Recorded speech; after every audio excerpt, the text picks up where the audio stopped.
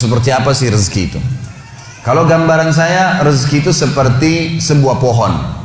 Pohon ini teman-teman sekalian ada buah yang berjatuhan dan ada buah yang bergelantungan. Buah yang berjatuhan dan bergelantungan, siapa saja boleh mengambilnya. Beriman atau kafir, semua bisa dapat. Makanya jangan heran kok ada orang kafir sembah berhala atau mungkin ngaku Tuhan punya anak dan seterusnya, tapi masih hidup, punya rumah mewah, makan segala apa yang dia mau. Iya. Karena rezeki itu Allah siapkan untuk semua makhluk, nggak terkecuali. Kalau orang kafir tiba-tiba Allah nggak kasih rezeki, maka nggak ada orang kafir nantinya. Emang Allah SWT menciptakan ya, semua itu untuk menguji mereka, melihat mereka mau menggunakan nggak potensi-potensi dalam diri mereka untuk beriman kepada Allah Subhanahu Wa Taala. Buah yang berjatuhan teman-teman sekalian, semua orang berusaha tidak berusaha akan dapat itu. Seperti misal segelas air ini, saya nggak pernah minta sama teman-teman panitia untuk disiapin, tapi disiapin buat saya. Kapan saya ambil pipetnya, kemudian saya lubangin, saya minum, maka ini jadi rezeki saya. Ini namanya rezeki mutlak. Kalau bahasa saya, rezeki mutlak. Ini saya tulis di tulisan saya, buah yang berjatuhan namanya rezeki mutlak. Buah yang bergelantungan namanya rezeki ikhtiar.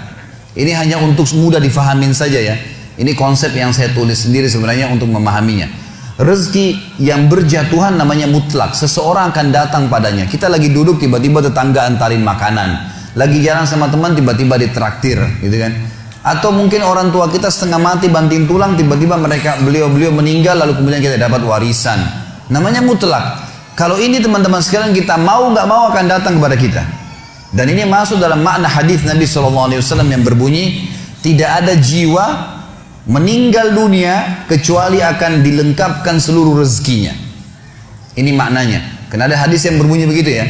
Tidak ada jiwa yang meninggal dunia kecuali seluruh rezekinya akan diberikan kepadanya. Yang dimaksud adalah rezeki yang berjatuhan tadi.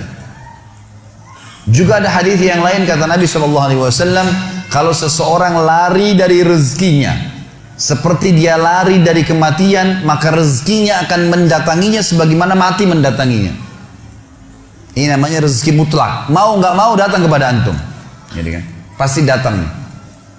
Ini kafir atau beriman. Tinggal yang kedua teman-teman, rezeki ikhtiar.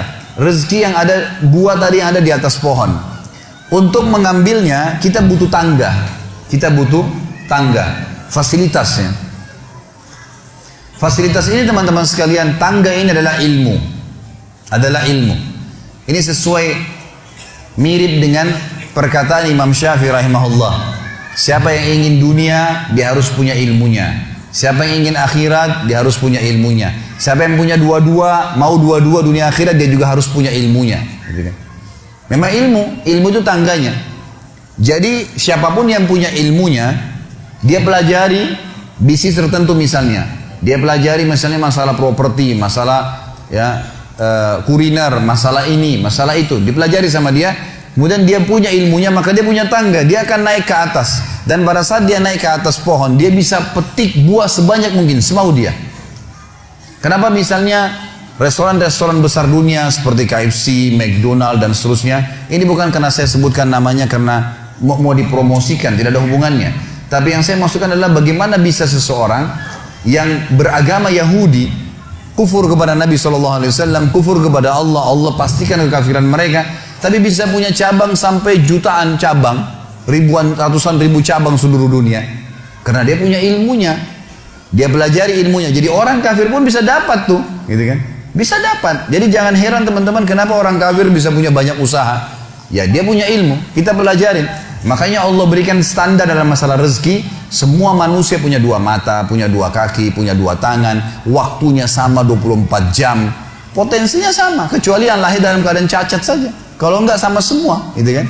Bedanya kita sama orang-orang yang sudah sukses, ya hanya sekedar ilmu pengetahuannya saja. Kalau ilmunya kita milikin dan kita coba kembangkan, maka akan terbuka itu. Hanya saja teman-teman sekalian, beda antara, dan ini kalau rezeki ikhtiar terbuka, semua orang bisa mengumpulkan sebanyak mungkin. Tinggal bagaimana dia punya ilmu. Ilmunya tangga, dia naik ke atas. Begitu dia naik ke atas, dia ambil buah yang terdekat. Yang agak jauh dipakai jala sama dia. Tambah ilmu lagi, tambah fasilitas, tambah pengetahuan, kursus lagi, tambah keterampilan. maka dia akan bisa mengambil sebanyak mungkin, tidak ada batasnya. Bedanya antara rezeki orang beriman dengan rezeki orang kafir di berkahnya. Ini bedanya di sini. Karena orang yang beriman hanya disuruh oleh Allah mengambil rezeki yang baik saja. Bahasa agamanya halal. Halal itu maksudnya yang dibolehkan oleh Allah dan ikut dengan thayyib, berkualitas. Jadi yang berjatuhan pun datang kepada kita makanan, ternyata tetangga berikan kepada kita dari uang haram misalnya, dari hasil zina, kita berhak untuk menolaknya. Sudah datang kepada kita, kita berhak menolaknya. Karena kita tahu ini nggak baik. Allah Subhanahu wa taala hanya mau kita memetik buah-buah yang berkualitas. Yang rusak jangan diambil.